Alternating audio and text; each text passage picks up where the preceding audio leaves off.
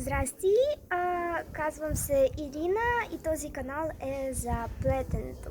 По-точно плетенето на прежда и маниста и също така малко на моя живот. Но пак поредното видео на български език е за прежда, за моите плетени неща, какво съм изплела и така нататък. И айде да ви разкажа малко за темата на това видео. Значи, сега се намирам в Созопол на море, както разбирате. И разбира се, че нямаше как да не взема плетените ми неща. И днеска в това видео ще ви разкажа каква прежда взех, какво изплетох за това време, в което се намирам в Созопол и така нататък. И айде да ви покажа какви готови неща взех. Тоест, аз ги изплетох още в София, но реших да ги взема. Много са хубави и така. Значи първото е чанта за телефона ми. Малко е крива, но мисля, че следващата ще бъде по-хубава. Аз вече я ползвам.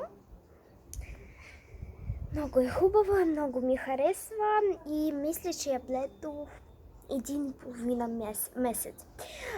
Знаете ли, ако щях да я плета всеки ден, поне по 2 часа, щях да я изплета за 1 седмица и може би за 2, не повече от 2. Но аз за 2 дена изплетох тези квадратите и след това ето това дълго плетох 1 месец. Значи това плетох много дълго. Разбрахме се и не знам защо, но аз имам салфетки. Тук наистина не знам. Да бъде по-хубаво, да се вижда, че е бяло. Така се вижда без салфетки, наистина. Много ми харесва цяло. Значи също така взех една кърпа за глава, ама не тази като да я носим с мокра глава, а ето така се слага и става много хубаво, наистина много ми харесва. Ето горе-долу някакси така малко, много ми харесва наистина. Също, това са всичките неща, които ги взех, които са били готови. Също така взех няколко кълбенца на прежда. Взех доста малко прежда, защото аз преди също пътувах за 1 седмица и повече. И взимах много повече. В последното ми пътуването пътувах 8 дена. Аз взех цяла раница на прежда. И ако съм изплела от тази прежда поне 10%, което взех, е много хубаво. Но мисля, че взех толкова много прежда, че не знам, че дори някоя прежда дори не я докоснах. Да, но не. Тъй като през последното пътуването ми дълго, аз взех толкова много прежда, аз реших да не взимам много прежда, реших няколко кълбенца да взема, няколко чилета и мисля, че ще ми стигне. Аз бих искала да имам повече прежда, защото както разбирам, не ми стига, наистина. И айде сега да ви покажа какво си взех. Дори не знам какво да ви показвам. Айде да ви покажа какво започнах в София. И тук вече продължавам да плета. Взех също така 2 започнати кърпи за глава. На български много странно изглежда, защото мога да ви кажа как се казва на руски и на украински. На руски се казва хустинка, а на руски касинка. Малко странно на български, но ако знаете по-точна дума за това нещо, моля ми я кажете, защото малко ми е страничко така да говоря. И едната ми е кърпа и такава. Всъщност всички кърпи за глава са триъгълни. Да. Мисля, че след като я изпра, ще бъде много по-хубава и тези примки, не знам как да ви кажа, ще станат по-ровни, защото не са ровни въобще. Но последните ми редове са много по-хубави, отколкото първите, защото първите са много ужасни, както виждате. Едната бримка е голяма, другата малка и да. Плета вече тази кърпа много дълго, мисля, че вече 2 месеца. Мисля, че това за мен още не е рекорд, защото плетох една жилетка, мисля, че 3 месеца, само че тя беше много по-голяма. Ето така. Също така започнах и още друга много хубава лилава кърпа и вече я довършвам. Дано да я довърша днеска. Мисля, че ще я довърша. Колко пъти вече казах довърша, не знам. Значи... Айде да ви я покажа. Много е блестяща, много е хубава. Плета я от прежда Ярнард Крисмас. Вече започнах това да плетам. Ето как изглежда. Много е хубава, много ми харесва. Мисля, че много ми изглежда много хубаво. Много ми харесва. Мислих да я подаря на някого или да продам. Бихте ли я купили? Напишете ми. Наистина. Значи вече я довършвам. Както разбирате, аз горе-долу в София спрях да плета ето тук. Изплетох горе-долу, раз, два, три, горе-долу 6 реда, така. Ето тези редове ги плетох вече тук, защото, знаете ли, тук през последните нощи и сутрините много ми хареса да я плета. Както виждате, вече я изплетох.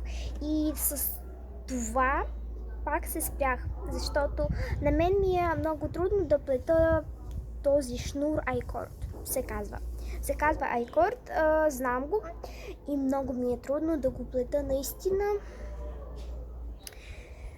Някак си го изплетох за половин час и горе-долу тези 6 редове ги изплетох за 1,5 час.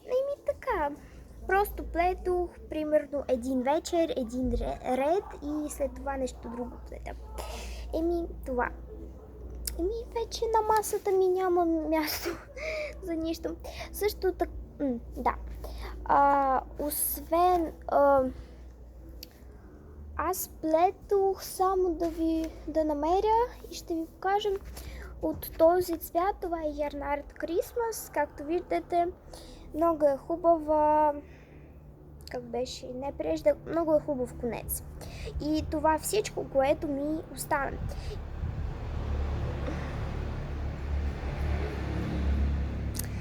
Колите. Както разбирате, това всичко, което ми остана и вече знам какво ще направя с него. Да, много е малко. Кълбенцето ми много е малко и дано да ми стигне прежда за това, което искам да плета. Изплета от него. Всъщност, този кейк, ето такива кълбенцата се казват кейк. Този кейк взех просто като за малко друг проект го взех. Беше отделно, да знаете. Значи това го броим като също малко кълбенце или чиле, което взех отделно.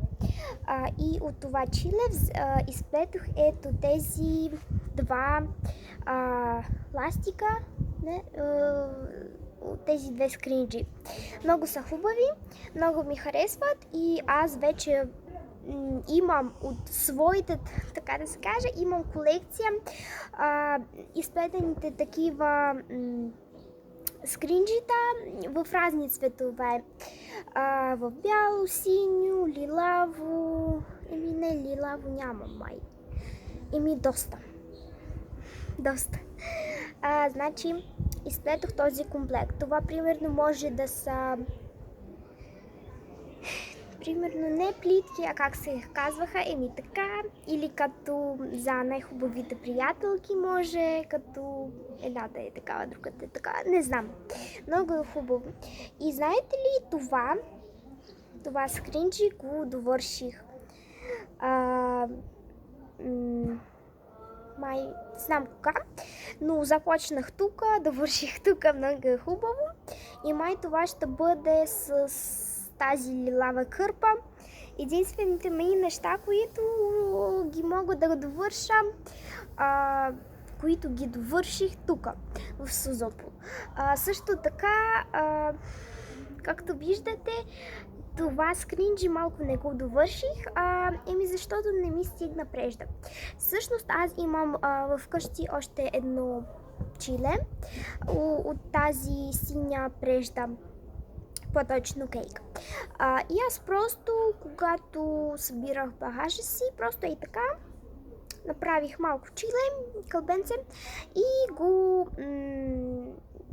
го хвърлих в тази моя чанта с плетените неща. Мислих, че ми стигне и не ми стигна. И много не ми харесва, когато аз не мога, примерно, толкова бримки не ми остава, дори мога да ги преброя. 1, 2, 8 бримки. 8 бримки! Не ми стигат 8 бримки да довърша. Много е... да. Не ми харесва това, само че аз тук нямам прежда и по принцип тук нямам, мисля, че магазин с прежда. Да. Също с скринджита довършихме. Всъщност аз още взех скринджита.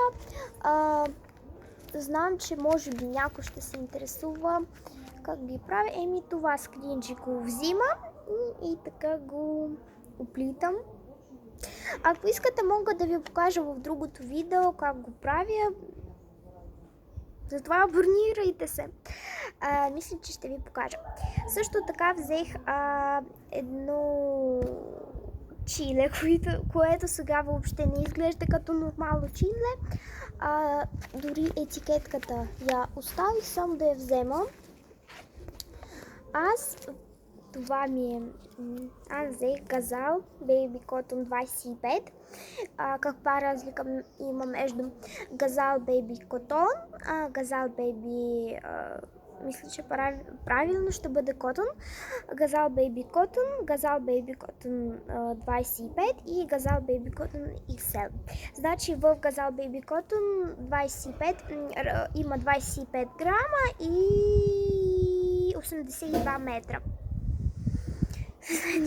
Съседите ми нещо са много шумни днеска. Значи в Газал Baby Cotton има 50 грама и май 165 метра, а пък в Газал Baby Cotton XL има 160 метра. Каква е разлика между XL и просто 5 метра? 5! А пък струва и малко повече, ама... Да, ето това. Не знам защо, но аз все още в София не намерих нито един магазин, в който се продава преждата Газал Baby Cotton. Аз намерих буквално преди няколко седмици един магазин, в който се продава прежда Газал Baby Cot, май беше Baby Wool и другите артикулите на прежда, но точно този, който аз искам да ползвам и ще го ползвам повече, го няма. Всъщност аз знам, че още доста плеткарщици още доста жени ползват Газал Baby Jeans, само че аз не го пробвах, аз не знам. И да. Много ми харесва Газал.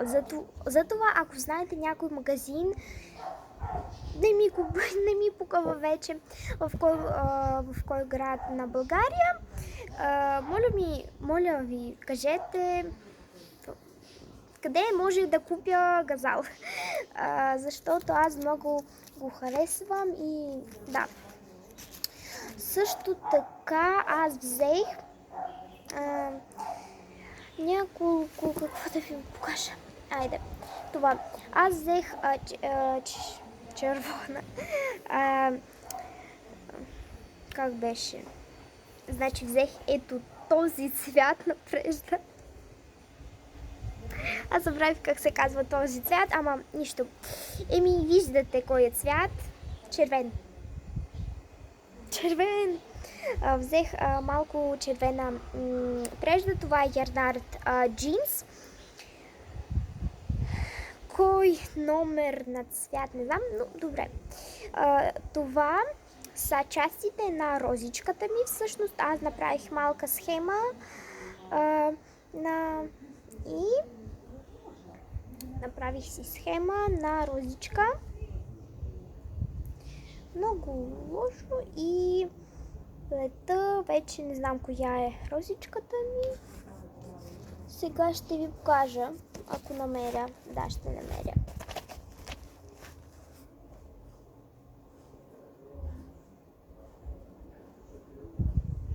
Почакайте малко. Горе-долу разпада ми се. Малко така ще изглежда розичката. Когато ще я довърша, ще изглежда много по-хубаво. Да. Също така взех малко чилета на 100% акрил. Няколко цвята и един от тях беше червено също. И аз изплетох, сега ще ви покажа. Май вече ви показах малко. Това са сърчица и ще бъде гирлянда. Изплетох вече май 10 или дори чакайте.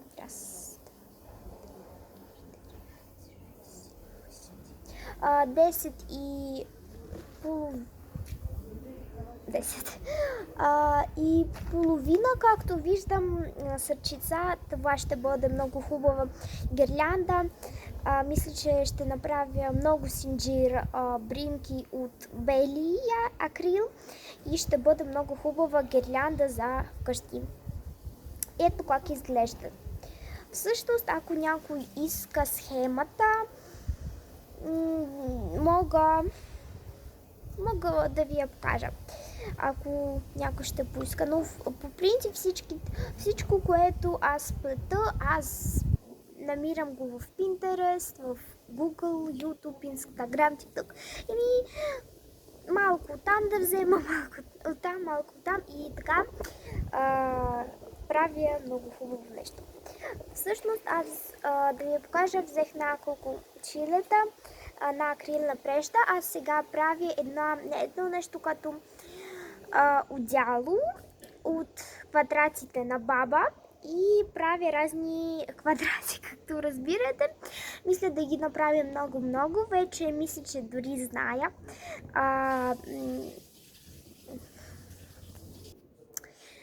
Какво ще направя от тях и знаете ли защо взех още червено? Мислих ето това червено и ето това, не знам кой е цвят наистина, да ги комбинирам и мислих, че ще бъде много хубав квадрат, този квадрат ще бъде отделно.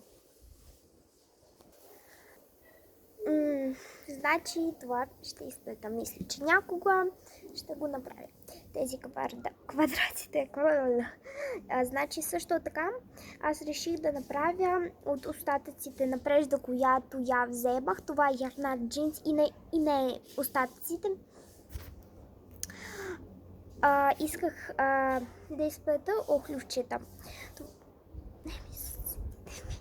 Добре, значи тези охлювчета, мисля, че и така много по-хубаво ще се за такова. Мислих, че ще се така. Ще бъдат много хубави. Просто това е още не е резултат, това е процес. Всъщност, аз когато отивах, мислих, че ще направя много хубави брелоки. Както виждате, зелено, розово, червено, бяло, така. Мислех, че ще направя брелоки. Примерно от червено, бяло и зелено можех да направя примерно диня или България.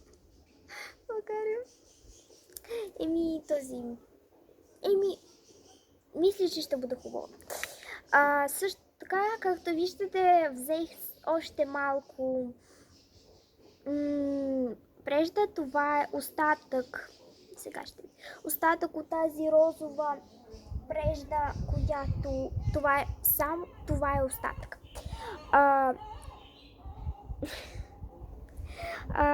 От тази розова прежда. Мислиш, че ще правя също някакъв брелок и червената акрилна прежда, от която правя гирлянда. Да, това е малко. Съвсем.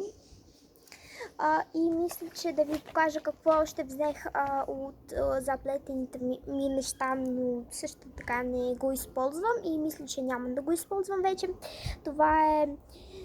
Не знам как да го кажа на български, но ти правиш така. И тук се броят бримките или редовете. Ето така. 6, 7, 8 и след това така до 1000, мисля, че не съм пробвала. Да. Също така аз взех очичките. Това са очи за играчки, за плетените играчки на безопасно крепление. Ето така изглеждат. Както виждах, 8 мм, 1,50 струваше ми. Това и също така е този набор, много очи, май беше 14 мм, 12, май 10, 8, 6 и там 5. Май така беше. Също така, това нещо също при редовете. Както виждате, само че брои само до 100. Аз по принцип не броя родовете и да. Това е сантиметър, просто да... Не знам за какво ми, понякога ми трябва. Май това е всичко, което взимах, също така и ластиците и да. И една игла.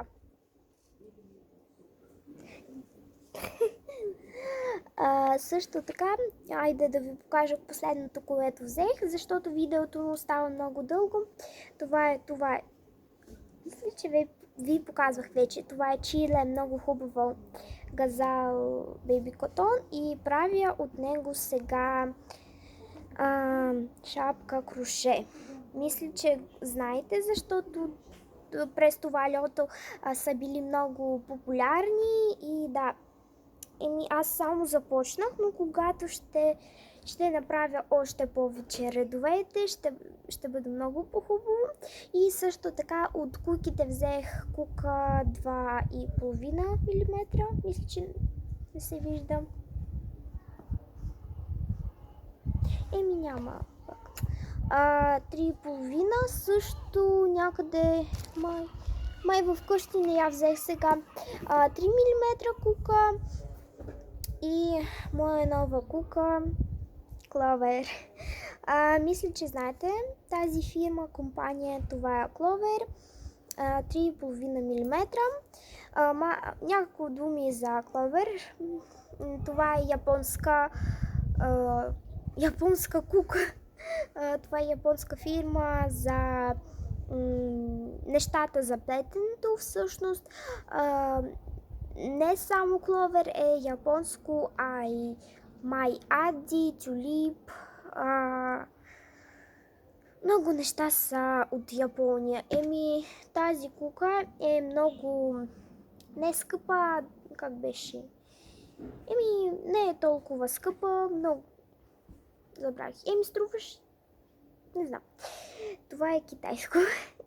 На мен ми е удобно да плета от това все пак. Мисля, че това всичко беше, което исках да ви разкажа. Надявам се, че това видео ви е било интересно, защото това ми е май вече 6-то или 7-то видео на български език. Моля, поставете лайк, абонирайте се, ако искате да виждате още повече такива видеа. Имам доста идеи какво да ви показвам. И да, чао!